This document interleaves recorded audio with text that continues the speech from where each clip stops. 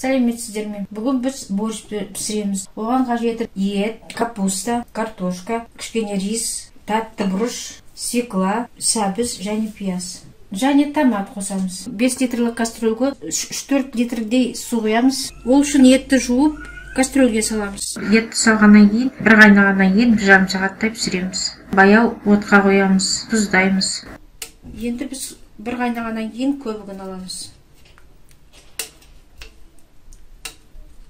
Көбігін алып, енді баяу отқа қоямыз. Енді біз борщқа арналған көкөністерімізді турады. Картошканы, қызыл бұрышты, сәбізді, свекланы 4 бұрыштап, пиязды және капустаны соломкой тураймыз. Оған және біз специя қосамыз, приправа для борща және қара бұрыш, лавровый лист. Сізден аздау күрішті жудық. 2 минуттай луқты жаректе аламыз.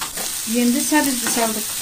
Сәбізді аздап қуырып аламыз бірге. Осының үстіне тағы да свекланы саламыз. Тағы 1 минут жаректейміз. Қызыл бұрышты саламыз. Тағы да жаректейміз арман қарай. Енді томат қосамыз, бір ас қасық. 10 минут тұшытпаймыз. Етіміз былай пісті. Енді оған күріш саламыз. Крышкасын жабамыз, 10 минут қайнатамыз. Көкөністерді былай тұшыттап алдық, қуырып отқа майға. Енді күрішіміз қайнады 10 минут. Енді оған кішкене лавровый лист саламыз.